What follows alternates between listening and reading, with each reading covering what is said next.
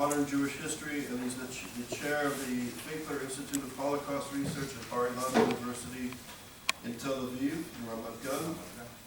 He also serves as the director, importantly, the director of the Institute, the International Institute of Holocaust Research at Yad Vashem, which is the preeminent research center on the Holocaust. He's the editorial board member of several important scholarly periodicals, and of many academic committees and boards and institutions globally. His publications cover a broad range of topics regarding the Holocaust and its impact on memory. He also serves as the executive committee of the Academic Board of Advisors of ISGAP, and it's really an honor that you and your wife are here, and I thank you. This morning she went down because she said she has work. But in the afternoon she will come.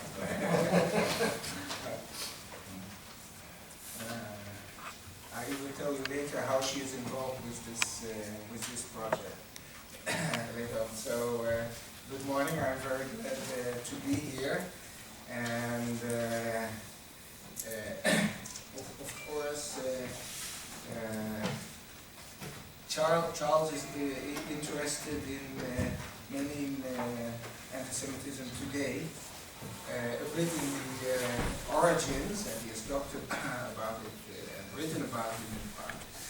And this seminar is developing, is aimed at people who are knowledgeable and they want to promote and encourage them to develop courses on the issue.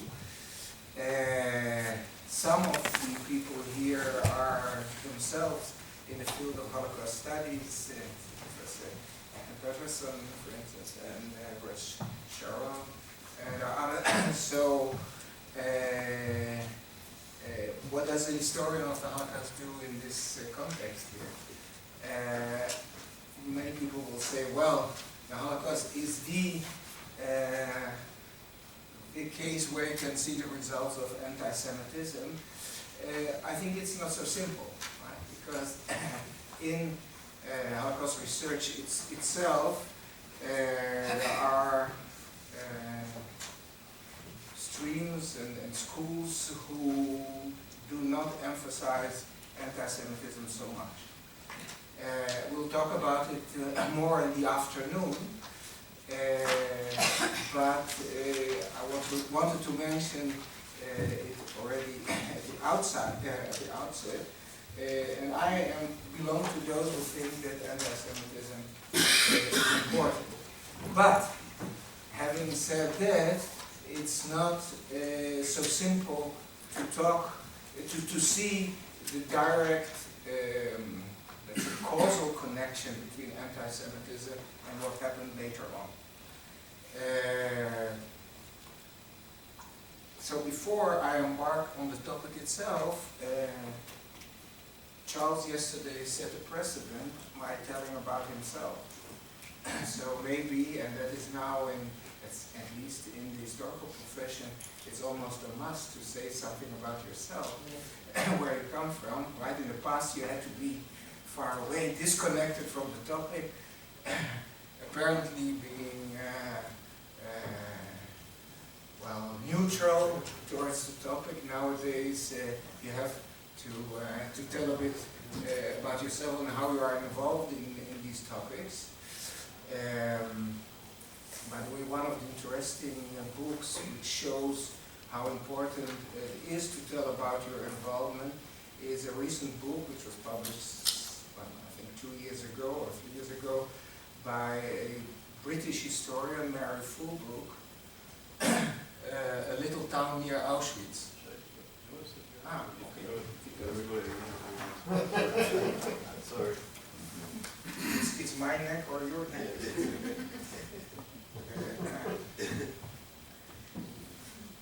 Now, Mary Fulbrook is an historian of German history, and she decided to enter the field of Holocaust studies and write about a German middle echelon official who served in the Katowice area in Poland, and to look at his involvement in persecution of the Jews, but also in the general developments in that area. Now, Mary Fulbrook herself was born to a Quaker father and a German Jewish mother who had come to Britain at the end of the 1930s. When she started to work on this person in Katowice, the German official in Katowice, it turned out that his wife had been a very good friend of her mother in Germany before the ascendance of Hitler to power. So suddenly the historical interest became involved with her personal involvement, and through the family, through these ties, she also got the letters from the family and so on. So, but of course, her involvement with this family of perpetrators who had been friends of her mother caused her to feel part of the story itself. So here you have something. So that might be a good reason to tell something about myself before Charles caught me in his net several years ago, as he does with many other people. So I was born in 1947, and with two parents who were Holocaust survivors from the Netherlands. I was still born in the Netherlands. And we made Aliyah in 1957 when my father was appointed as director of Yad Vashem, which is not my position today, but what is now called the chairman of the directorate. And by itself, it's an interesting story because Yad Vashem, if you don't know, the idea was raised already in 1942, in the summer of 1942, when information about what was going on in Europe poured into Palestine, and there was an activist who raised the idea, August 1942, before the official declarations by the Jewish Agency and the Allies about the systematic mass murders taking place in Europe. And later on, at the end of 1942, also they found a name which we now all know, Yad Vashem. But in 1953, Yad Vashem was re-established by a bill of the Knesset, of the Israeli parliament, and the person who was the driving force behind it at the moment was a professor of Jewish history, Ben Zion Dinur. Some of you know Jewish history and are acquainted with this. He was the leading personality in the Israeli historical, let's say, professional network. He established the historical periodical of the Historical Society. He established the Historical Society of Israel, so it's very important. He was also a minister of education. And he first took several survivor historians into Yad Vashem, but he was also a professor at the Hebrew University. And there he had several PhD students who were raised at the Hebrew University. And the Hebrew University at the time had the very German tradition of history based on documents and with certain training and so on. And he had several, and there were several PhD students who were writing theses about, and here we touch on the topic that we're talking about today, about anti-Semitism since the mid-19th century, because Dinur believed that the main reason for the Holocaust was anti-Semitism, and you have to explore how modern anti-Semitism developed in Europe in several states, and up till 1933. For him and for the other historians at the time, if you explain anti-Semitism until 1933, then everything is explained, right? From 1933, it developed as if it was set out, therefore they were what we later call intentionalists. The professionals call this intentionalists, and I'll get back to that. Now, when these two groups of students met, that is the younger PhD students at the Hebrew University and the survivor historians, there was an enormous clash in Yad Vashem. And the survivor says these youngsters don't understand anything about the Holocaust, they haven't experienced it, and we want to deal with the years 1933, 1945. And the younger historian said, well, these survivors are not trained as historians, as real historians as we know. They were raised in Poland in the interwar period, and some of them were not historians and so on. And it was an enormous clash, and there's a PhD which explains it all. And Dinur, as chairman of Yad Vashem, decided he wanted to find a person who could bridge between the rivals in the institution.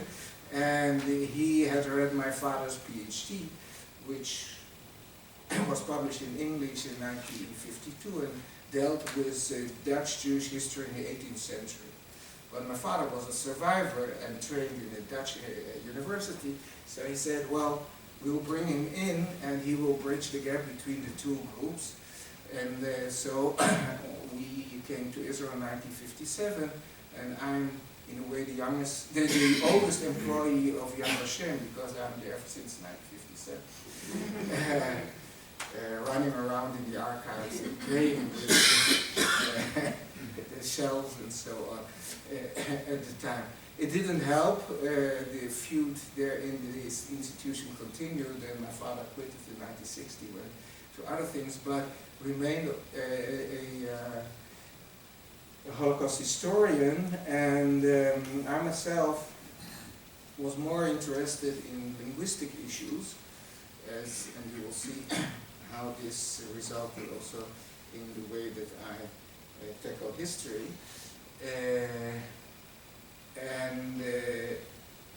But what happened is that when I got to the stage of my PhD thesis, I started with a topic on Jews in the diamond industry in the 17th century. And that is in London, Antwerp, and Amsterdam. I started in Amsterdam, and after several months I took my wife and the two children, 1.5 child that we had at the time, to Amsterdam. And after several months in Amsterdam, it turned out that that was an impossible topic, because I made a calculation that it would take me about 200 years to finish the topic. With the documents that I had to explore in 3 cities for close to 200 years. So I looked for another topic, and then my father suggested to deal with German Jewish refugees in the Netherlands in the 1930s, and that's what I did. And when I was looking for a job afterwards at the university in Israel, one of the early survivor historians who taught at my university had died, and were looking for a person to take it over. And so I was pushed into the field of Holocaust studies, starting in 1976, without having studied the topic as such before under any professor at the university. So in a way, I'm not a student of any professor in this field, although of course there are some influences by others too. So if you ask my wife, she says it was predestined that I would go into this field. And you ask myself, and I said, well, it was a twisted road to this topic. But ever since, and by the way, the person, the professor had died and taught Holocaust studies at Bar Ilan University, His name was Mayor Mark Dvorzetsky. He was a survivor, a very interesting person. He actually established the first chair in the world in Holocaust studies at Bar-Ilan University in 1959, but it was not a topic to be taught at actually any university except for the Hebrew University. A year before, they had one course dealing with German Jewry in the 1930s. So that is how I got into the topic, and so you have some of my background and my involvement with it, and in the context of dealing with anti-Semitism, of course, with the Dutch background that I have, this is an interesting question. Because in Holland, the percentage of Jews murdered, the percentage from the Jewish community is 75%. Is one of the highest in all of Europe, close to several countries in Eastern Europe. And the Dutch, as they perceive themselves, of course, are so open and not anti-Semitic, and Jews have lived there on a very fair basis since the 17th century. So the question is, what happened? This alludes already to what the remark that I made before regarding the connection that is usually made between anti-Semitism and the Holocaust. If it is a linear path or not, and I said, Dinur believed in it being a linear path. The moment you have explained the rise of modern anti-Semitism up till 1933, then you understand what happened afterwards. And I think that that is a very simplistic view, which brings us also to the topic of today, and one can ask himself, well, what has this to do, exploration of the issue of ghettos during the Holocaust with anti-Semitism today? Well, not directly in the meaning of that we have ghettos today or there's something similar to that, but the issue, the driving forces behind the emergence of what we know as ghettos during the Holocaust is something I think we can learn from also for today. And I'll say it now here what I think we can learn from it, and I'll repeat it at the end. But what I think is that there are cultural perceptions that shape feelings. And one of the things that is missing in most of the histories of the Holocaust is the issue of cultural aspect, linguistic aspects, issue of feelings and how they are shaped, feelings of the masses also, not only of the individuals, and perceptions that are a result of cultural traditions are very powerful. As being a religious, traditional Jew in a way, I know how much I live, or my life is shaped by basic perceptions and principles that originate centuries ago, right? And sometimes people are tending to forget this. So there is the tradition of power, or a tradition that has power, or the power of tradition. And if we bring in this concept of tradition, cultural tradition, I think this we can compare it with a religious dimension, which is there and which is part of our lives, right? So also democracy is a kind of religion, right? And it has its ceremonies and preconceptions and so on, and we live according to these concepts. And I think this is something that we might be able to learn from this topic. Now,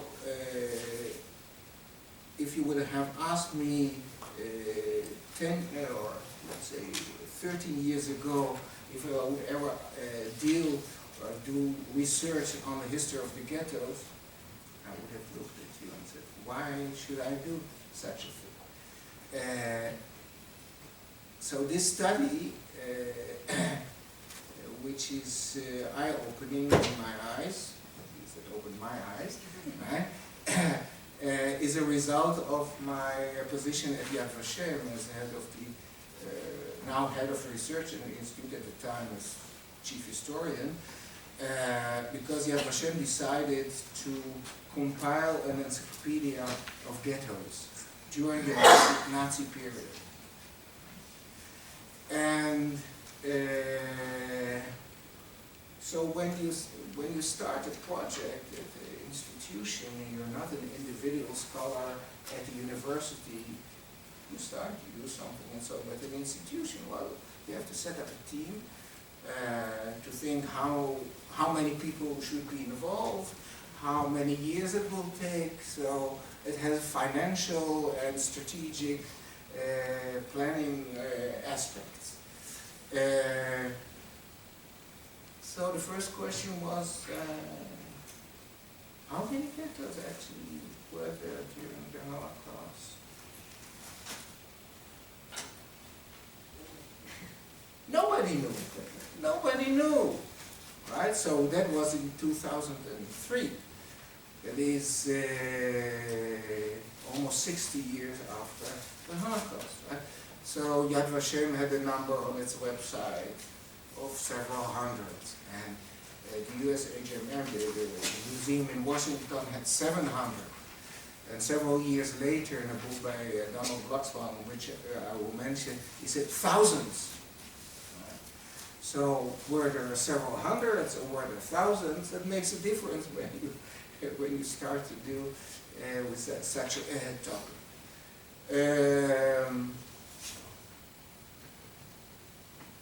Then there was another question that is, can we identify concentration with ghettoization? Is it the same? Now, it is deeply entrenched in Holocaust scholarship that ghettoization and concentration are the same. And I'll explain in a moment why. Yes, I'll show that is very much entrenched in the scholarship. But it's not only this issue of the number and this identification, there is another identification, that is ghettos and Jewish councils, Judenräte, go together. Every ghetto had a Judenrat, that is what people think of, and a Judenrat is part of the ghettoization process.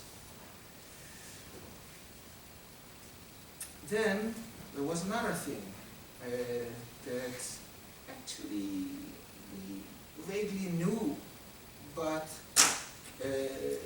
you know, there are several things there are things that you sometimes, well, you know it, but you don't clarify them to yourself. So where is an order to establish ghettos? Is there an order to establish, a central order to establish ghettos? Not here and there, but a central order to establish ghettos. Now, if you read Holocaust scholarship, you will find that when people allude to something, it is to a quite well-known document, one of the, I would say, the key documents of the Holocaust, that is a Schnellbrief, that is an urgent letter, literally, or kind of a telegram which was sent by Reinhard Heydrich, who was the head of security forces, to the commanders of the Einsatzgruppen in Poland on the 21st of September 1939.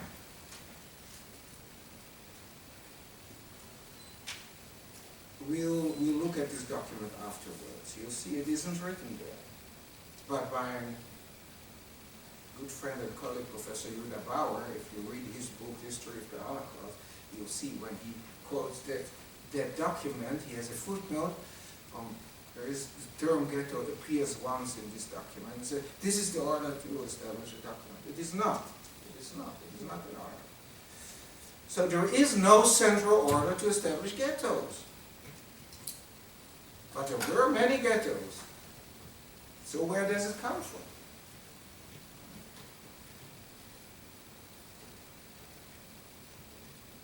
Another question. Most scholars agree that the first ghetto was established in a place called Piotrków Trybunalski in Poland, which is in central Poland. Those of you who know the former chief rabbi of Israel, Rabbi Lau,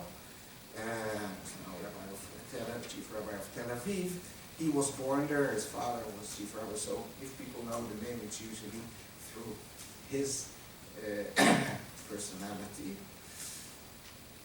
But you ask yourself, why would the first place to be Piotrków Trybunalski? Moreover, there are many studies on ghettos, but on the first ghetto there was until 2009 no study. So nobody made generalization and based explanations about ghettos, basing themselves on the first place where a ghetto was established.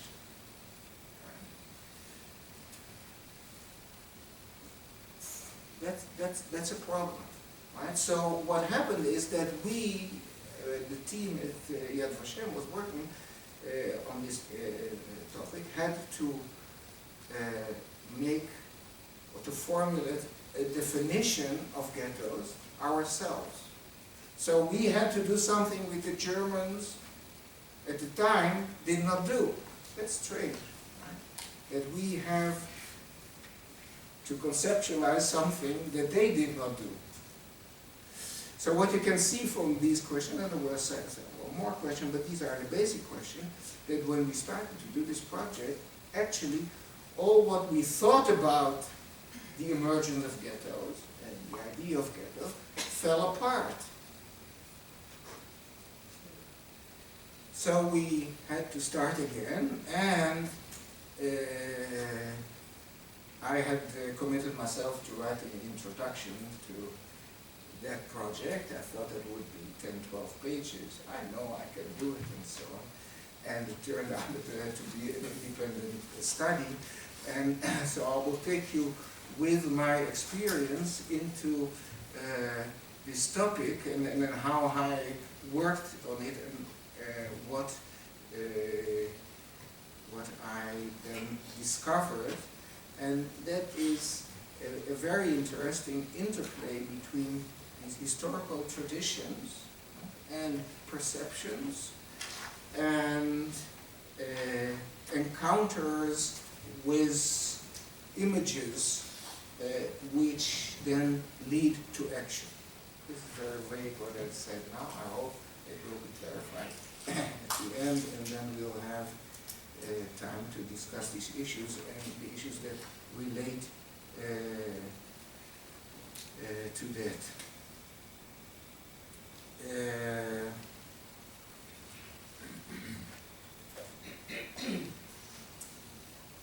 Now,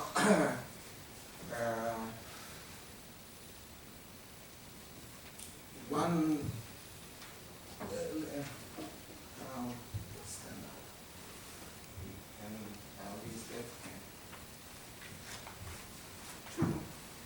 here. So I have some exercising during my talk. Now, what we can understand is that one of the main issues that bothered Holocaust scholarship, modern historians, of course, there are different dimensions, and some of the people here deal with the philosophical dimension. So, but what interested historians from the outset was what was the path to what they perceived as the pinnacle of the Holocaust, and that is the murder campaign, what the Nazis called the final solution of the Jewish nation. So finding the path, the line leading, or the developments leading to this final stage, right? That is what interested scholars, and the body of research on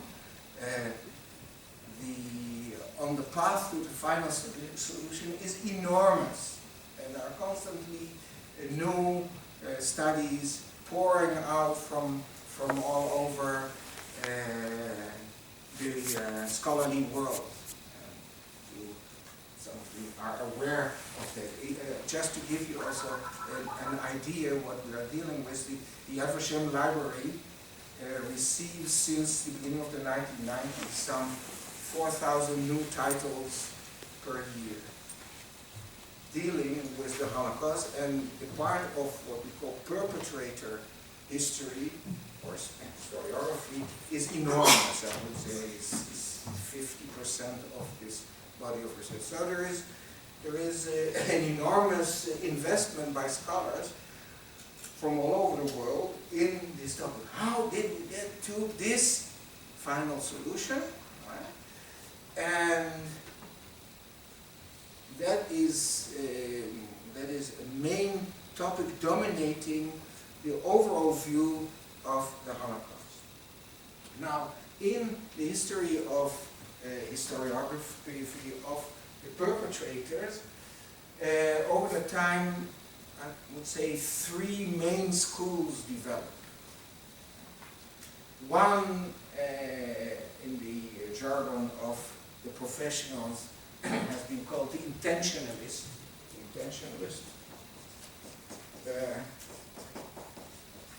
School.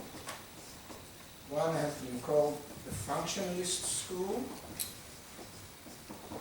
and this is the mostly known schools, and I'll explain in a moment. The functionalist, and then I would put Raoul Hilberg as a third school. Now, the intentionalist school developed very early. It actually, in a way, a result of the way the Third Reich presented itself, and the impact also of the first trials, mainly the Nuremberg trials, since 1945, the first International Military Tribunal, and then several consecutive trials. The intentionalist view is that there was a preconceived idea by Hitler, which goes back to what we now call Hitler's first political writing from 1919, where he speaks about total removal of the Jews, and the leap that was made from 1990 to 1941 as well. He said total removal of the Jews, murder is total removal of the Jews. So we have a line, and there are some stops in between, 1933, 35, 38, 39, 41, and so what we have a linear development. Hitler was omnipotent. He directed the process in a top-down mode, and the German bureaucracy and state was very servile, so they carried out, all Germans are, disciplined and so on. That's also a perception, right? Germans are disciplined, they carry out orders and so on. Hitler had this direction, so there is an intention from the beginning But intentionalism includes also a major focus on Hitler as the leading personality in the process. The other school, which was developed a bit later on, although it has its origins also in the way the Nazi criminals defended themselves during the trial. So, but in historiography, since at the end of the 1950s, the 1960s, this school crystallized. The function is, they said, and they looked into a lot of documentation of the Nazi bureaucracy, and they said, well, we cannot see Hitler's fingerprints everywhere. What we see, were a lot of discussions among officials and institutions and so on, and actually the road to Auschwitz developed in a zigzag way. One of the first persons to formulate a sentence, I would say, that expressed this approach was an American scholar, Karl Schleuners, who published his PhD thesis in 1970, and the book is called The Twisted Road to Auschwitz. The Twisted Road to Auschwitz. Now, the Twisted Road to Auschwitz means that Hitler was there, but actually the developments escalated over time, because within the Nazi state, in the Nazi bureaucracy, there were constant fights over competences between different driving forces, between different power centers, ministers and institutions, Goering, Himmler, and others, and the process radicalized, escalated over time. The leading scholar of the school just died several months ago, Hans Mommsen, even has an article from 1975 where he said Hitler was a weak dictator.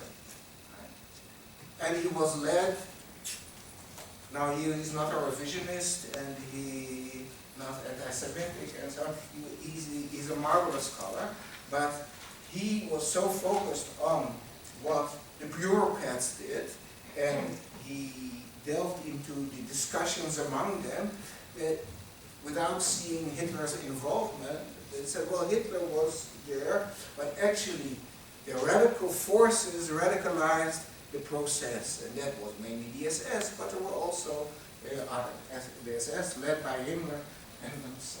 So that was the functionalist approach. There was a twisted road, which in the end led to the final solution. Raoul Hilberg, and I'm sure all of you, 90% of you know his name. He was a Vienna-born Jew who emigrated at the age of 13 in 1939 with his parents after the annexation of Austria to the United States. And he was mobilized and served in the American Army at the end of World War II, and knowing German, he was used as a translator and a person who could understand on the ground what was going on. So he even, I think, slept one night with his unit in the headquarters of the Nazi Party in Munich in 1945. But afterwards he returned to college and decided to write his PhD thesis on this issue, which is an interesting story by itself.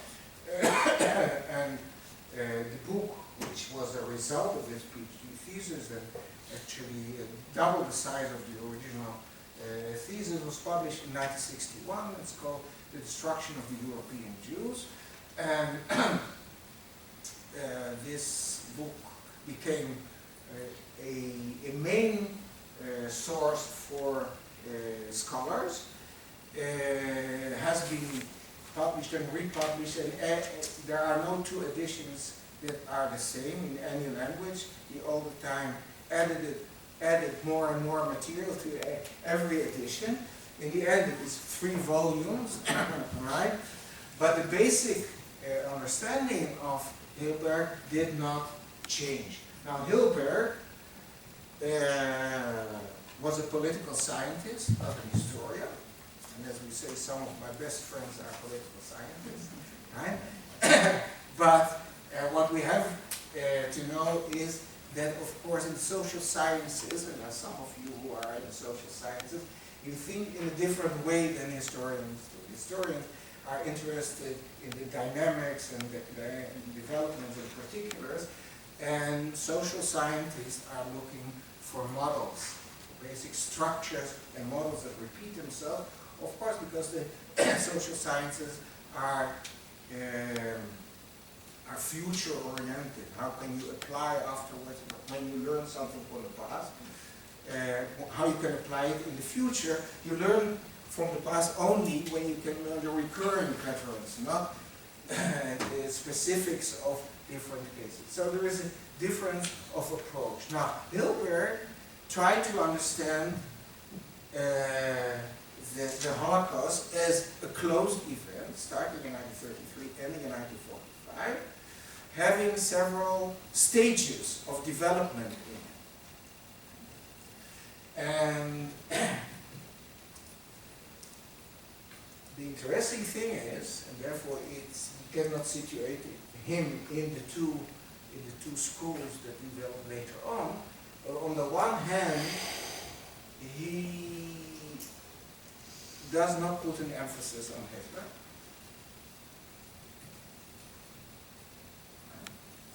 He writes in his book that the bureaucrats in 1933 didn't know what would happen in 1935. In fact, 35 nobody knew what would happen in 38, and so on. And there was no preset goal of extermination.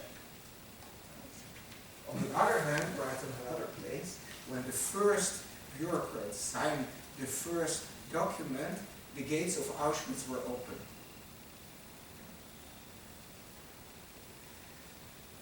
Now this is interesting because for Hilberg, as a political scientist, he thought that the main, the core of the event of the Holocaust was the power of the bureaucracy of the modern centralized state. So the bureaucracy is so powerful that at the moment that you give the bureaucracy a mission, the bureaucracy with its tools knows how to implement it. So it can be anything. In this case, it was Hitler coming to power, Hitler being anti-Semitic. So when the German bureaucracy was given the mission of carrying out anti-Semitic policies, they knew what to do.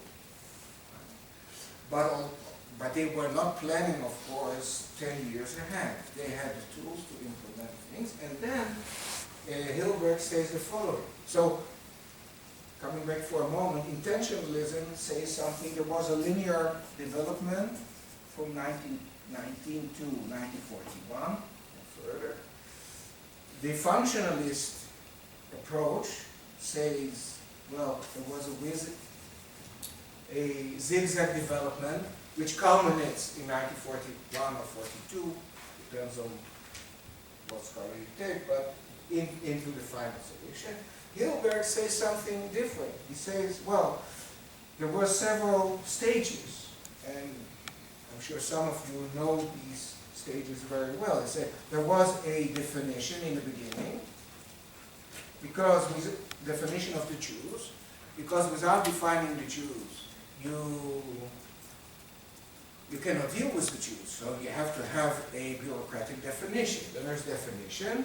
The second step was what he calls expropriation.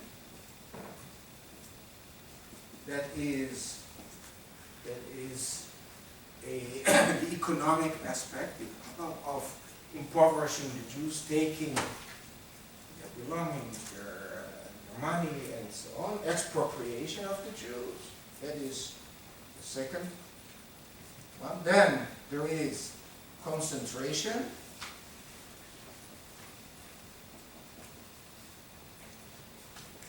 So there are three stages in the beginning, and they are in the 1930s. That is what he calls destruction stage 1 or phase 1. And then there is annihilation, which is the final solution. Final solution, and it straddles into two directions. That is mobile killing units, and the other one is killing centers. So you can clearly see a model of 4 stages, 3 representing what happened in the 1930s, the fourth one being the final solution. Now, if we look upon it, it is a, you can still understand something from what it actually does is, there is, so in 1933, there is a stage to definition, that is the definition. Then we get expropriation, then concentration, and then annihilation. So it is a stepwise development. Right? So we have 3 schools: linear development, zigzag development, stepwise development, or stage in this way. These are 3 conceptualizations of the path to the final solution, basically. Now, Hilberg's book became very central, became a teaching tool at universities, and is also one comprehensive, very logically built up study. Well, the other conceptualizations are spread over a lot of studies. Later on, there were some comprehensive histories that expressed these approaches, but Hilberg's book, and this you can see from looking hindsight, that became the most influential study to be used by scholars who are, that are dealing with secondary topics of all kinds, right? So what you usually see in historiography, that is that people say, well, for the overall picture, go to Hilbert, right? We pick up a certain point that he mentions, and now we study it on this place or that place or whatsoever. Now, so we have to understand this overall background, which brings us now to the issue of the conceptualization of the ghetto in the Nazi anti-Jewish policy. Now here you can see a quote regarding the ghettos, what Hilberg says. The preliminary, and by the way, I said now in 1961 his book was one volume, now it had 3 volumes, the latest publication from 2004 in English, and the Hebrew one from 2013. So, but this sentence remained the same all over. And said the preliminary steps of the ghettoization process. Now, if you remember what I said in the beginning, and you were nodding with your head, instead of ghettoization, you can put the word concentration here in Hilberg's word. Not what you think, but what he says. The preliminary steps of the ghettoization process consisted of marking movement restrictions and creation of Jewish control organs. The three preliminary steps, marking movement restrictions and the establishment of Jewish control machinery, were taken in the very first month of civil rule in Poland after the invasion in September 1939. In this book, we shall be interested in the ghetto only as a control mechanism. So you see movement restrictions, ghettoization, ghetto. In this book, we shall be interested in the ghetto only as a control mechanism for movement restrictions in the hands of the German bureaucracy. To the Jews, the ghetto was a way of life. To the Germans, it was an administrative measure. So, for Hilberg, he identified the establishment of ghettos with the stage of concentration, which started with the invasion of Poland in 1939.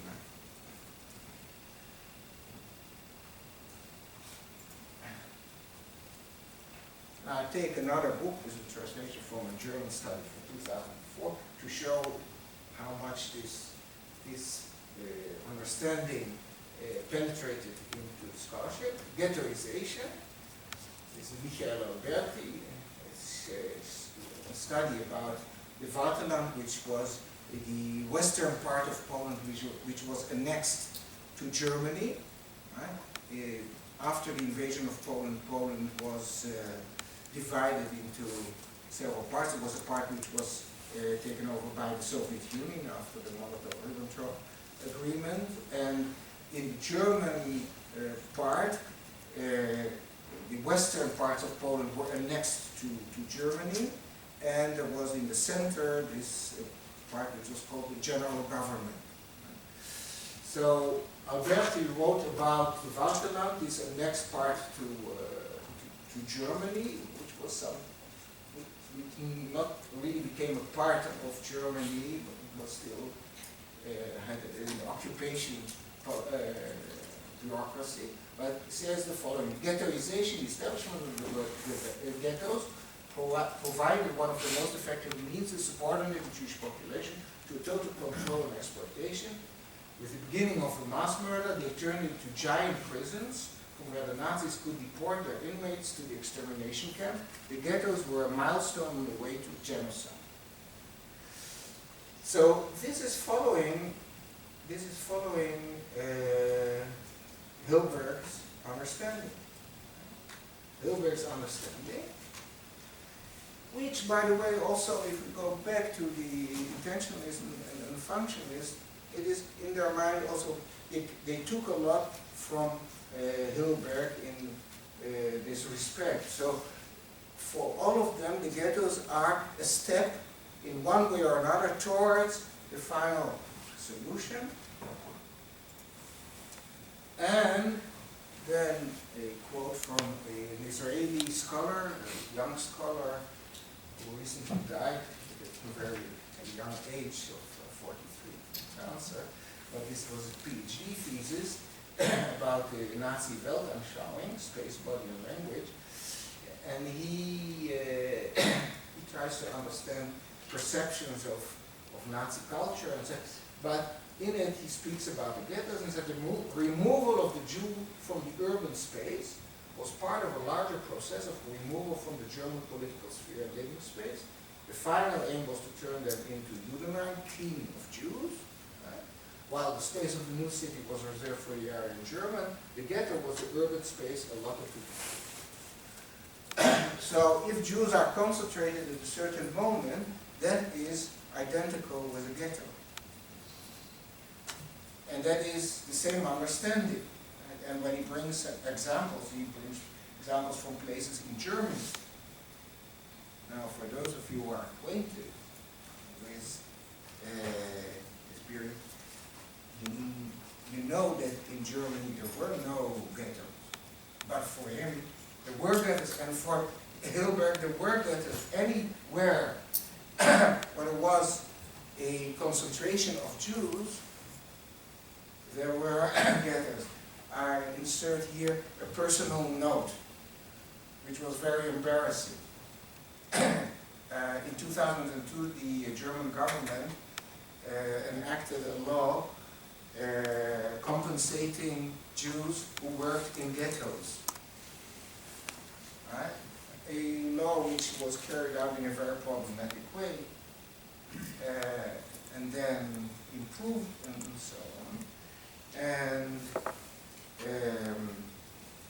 4 years ago, a group, and the compensation is for those who carried out forced labor in a ghetto. A group, and now 4 years ago, a group of Dutch Jews from Amsterdam who had done forced labor for the Nazis during the occupation applied to be compensated from this law. Their request was turned down on the basis of my book. Said there was no ghetto in Amsterdam. Right? So they approached me, what to do? I said I cannot refute myself, right? But what I can do, and that's what I did, and they succeeded in the end. They said when the law was enacted in 2002, the dominating view was Hilberg's one. So you have to follow, that is what you had in mind, so you have to follow Hilberg. And for Hilberg, any concentration of Jews, right, was a ghetto. So if you did work in this context, and they succeeded in the end, they got the compensation, but it was very embarrassing for me. Right? The German expert working for the Ministry of Finance, they're using me to turn down their request. I couldn't sleep that night when they approached me. But anyhow, so here they all, as you see, have the same conceptualization in mind. Now, one of the, let's say, 2 or 3 leading scholars on the development towards the final solution, Christopher Browning, American scholar, was asked at the end of the 1970s, when he finished his PhD thesis, to write a book about the path to the final solution for a new project that Yad Vashem started. The book, for those of you who are acquainted with this, know it was published in 2003 in English. He worked on it really for more than 2 decades. And he started, of course, with partial studies on different topics, and already in the 1980s, and he is a very precise scholar, really unearthing a lot of documentation. And already in the 1980s, he wrote an article, which was then republished in 1992 in a collection of his articles. And he wrote the article on Nazi ghettoization policy in Poland in 1939-1940. And when he approached, when he looked upon it, he came to the conclusion that ghettoization was not a conscious preparatory step planned by the central authority to facilitate a mass murder, nor did it have the set task of decimating the Jewish population, which was an idea which was proposed by several scholars that perhaps this is the beginning of what later became the final solution, because a lot of people starved to death in ghettos. Ghettoization was in fact carried out at different times, different ways, for different reasons, on the initiative, and this is very important, of local authorities. That is what he found. He said, we cannot see a clear development. The concentration of Jews in Polish cities as a preliminary to their expulsion was part of a policy ordered by the central authorities in September 1939. And I added, let's see, this document, which will come back. But the subsequent creation of sealed ghettos was not. On the contrary, the sealed ghetto resulted from the failure of Berlin's expulsion policy. At the beginning of the occupation of Poland, the Germans encouraged a lot of Jews to leave Poland. Some 300,000 Jews fled from Poland eastwards into the Soviet Union between September 1939 and the end of December 1939, when the Soviets closed the border. Right? So he said that when these local authorities in different cities in Poland were stuck with the Jews who did not leave, it led them to establish ghettos. Local authorities were left to improvise and found their way to the sealed ghetto. They did so at different times and for different immediate reasons, but always with the common ideological parameters set by the failed expulsion policy, namely that ultimately Jews and Aryans did not live together. This is exactly what that Boss Neumann said before, if you remember that.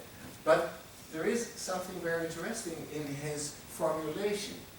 I said ghettoization, and then after the third sentence, the concentration of Jews in Polish cities. So you can see that even for Browning, when it says ghettoization, he replaces it with the word concentration afterwards. Right? Here it's ghettoization, here it's concentration. So ghettoization and concentration are, under the impact of Hilbert, are viewed as being the same act with different words. Now, here then comes up the question that I asked, and this is my linguistic background. Another thing that we found when we started with this project is that every time you read an entry in an encyclopedia about the ghetto, they say, well, the term originates in Italy in the 16th century, and the ghetto were this and that, but during the Nazi period, this was something entirely different. And if you read the entries on ghettos of the early modern period, they will say explanation and examples of ghettos here and there, and then at the end some sentence would say, also during the Nazi period there were ghettos, but it was entirely different. Now, and Charles, this is also for you when we deal with anti-Semitism and its origins. There are terms, right? And they have their history. There's the history, very important German scholar, died several years ago, Rainer Koselleck, who dealt a lot with the history of concepts and terms.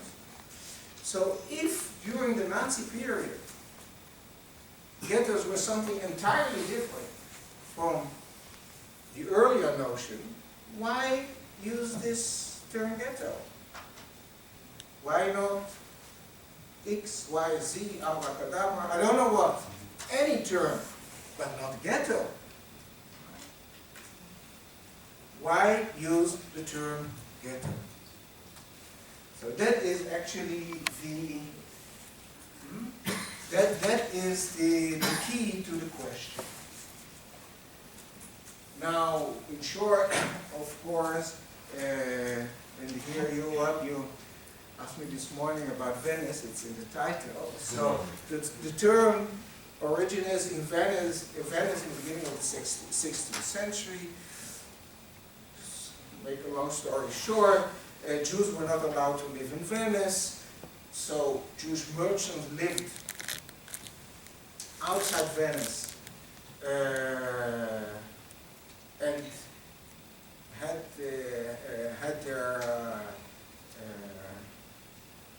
their daily Venice and so on. But anyhow, in 1509, Venice was besieged, and Jews fled into the city and remained there.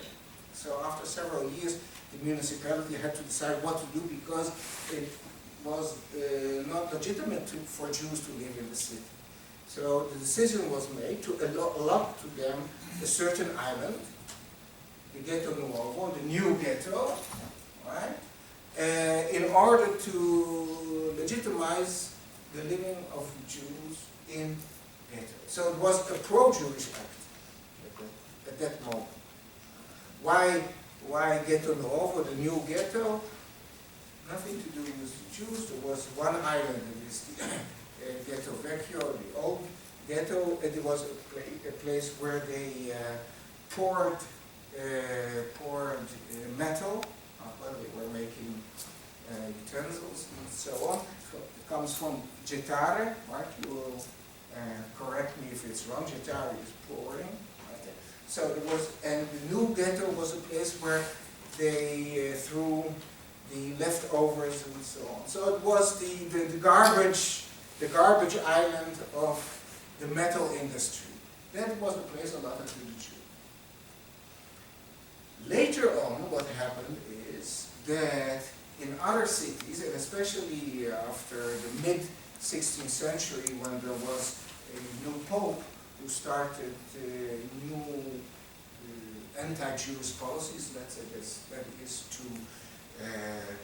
to have Jews live not in the city all around, but in certain neighborhoods. That is a bill from 1554. So gradually we see that in many Italian cities, Jewish neighborhoods were established, and they take over the term ghetto.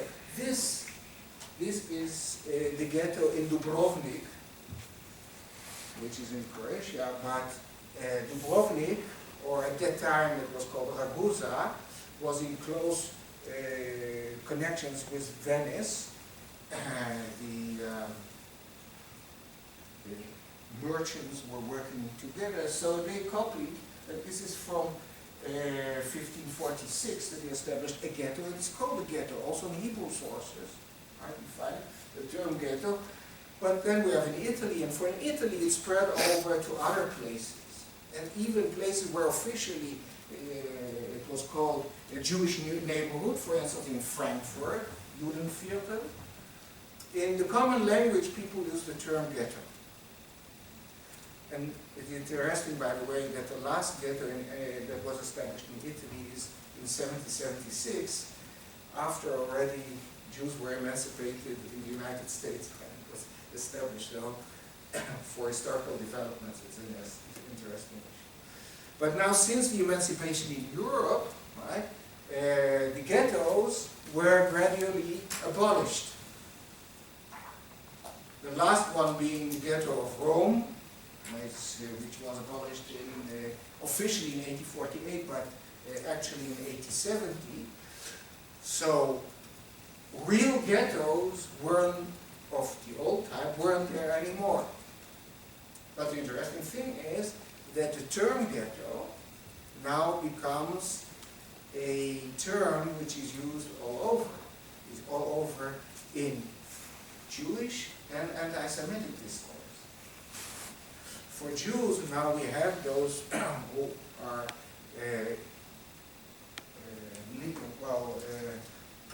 within the emancipation process, right? There is this idea of out of the ghetto, right? And climbing the economic ladder and social ladder, right? Leaving the Jewish neighborhoods into society in general. Right? So this is used in a way which is not the actual situation as it was in the 16th, 17th, and 18th century. And we find this now in a very interesting way, developing into two modes. One is that those Jews, more affluent Jews, those Jews who leave the original Jewish neighborhood, are in the better parts of the cities, of the urban centers and so on. The poor Jews are left behind in those neighborhoods. So ghetto becomes a term depicting a densely populated, poor Jewish neighborhood. That is one thing. Another way is that becomes a metaphor for being separated from society in general. So when, for instance, Theodor Herzl writes a play in the 1890s about the ghetto, that's the idea. But so we have the metaphoric understanding of the term ghetto, and we have the actual ghetto as it is perceived now, a densely populated poor Jewish neighborhood. There is a British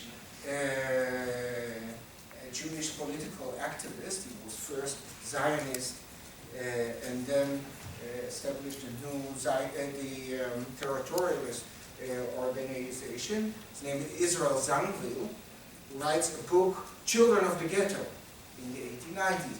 There is a Dutch playwright who writes a play about ghetto in the 1890s and so on. So about the densely populated poor Jewish neighborhood in Amsterdam, but it was never a ghetto as such, but it is called ghetto.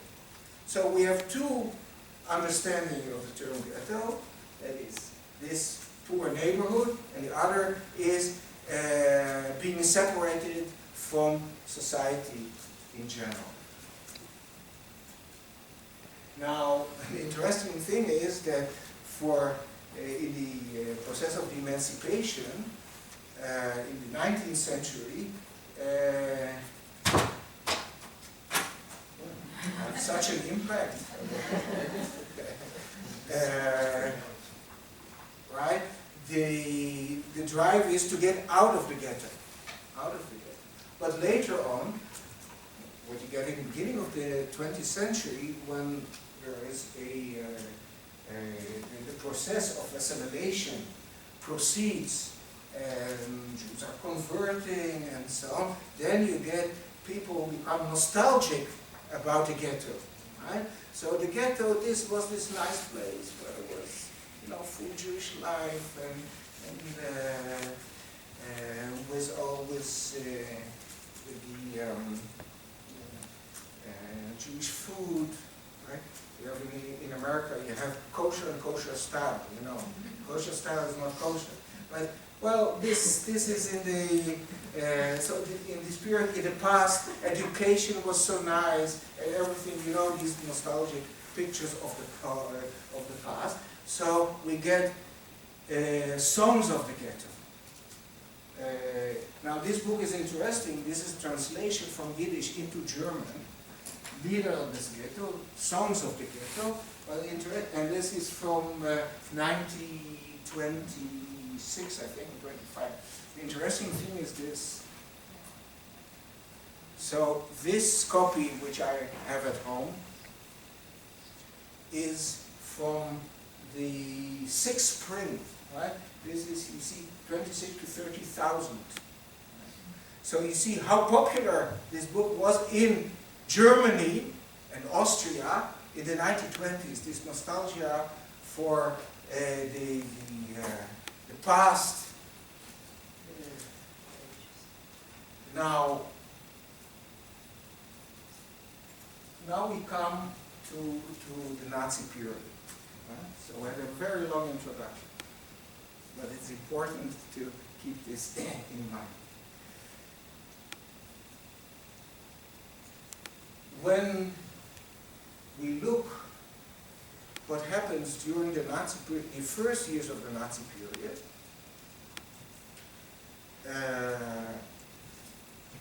the Nazi bureaucrats Nazi regime hardly uses the term ghetto. But in the Jewish community, we find it. Because Jews start to react, and in the Jewish newspapers, and for instance, in this sermon by Rabbi Joachim Prince, afterwards emigrated to the United States, and that this is a speech on the eve of Passover 1935. A very interesting explanation. He said, outside our homes we are in a ghetto because everybody ostracizes us and so on, and our laws. Only in our houses we are free. But others use it in another term, in other ways. Said we are socially ghettoized. Socially ghettoized.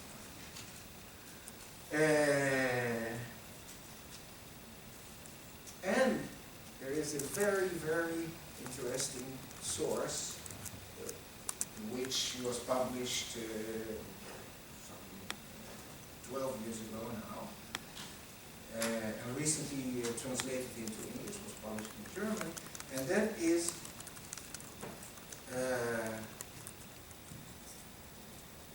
the secret situation reports of the security service of the SS and of the Gestapo.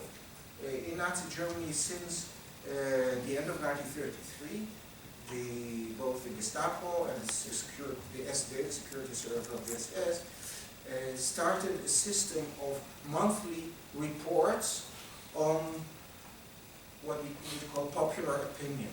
And they call it situation reports, Lagerberichte, where informers from all over the state had to report about what the population is thinking about all kinds of things. Of the regime, what the regime is doing, and the changes of the situation, and so on. And there's always a chapter or a paragraph on the Jews. So the book, which was published in 2004, was a joint project by a German and Israeli scholar, Eberhard Jekyll and Otto Dov Kulka. They collected all these sections about the Jews, and because we're in a digital age, right, they also put it on a CD, which makes it much easier for me to look for the term ghetto in these reports. Right? So what otherwise would have taken, I don't know, many years, was now an issue of several seconds. So in these reports, in the 1930s, the term ghetto appears, and this is by the SS, the people who will be involved afterwards in the establishment of ghetto. The term ghetto appears 9 times in the 1930s. Always when they describe what the Jews, or how the Jews are describing their situation. And always in a metaphoric way. So that is the metaphoric understanding of what a ghetto is. That is separating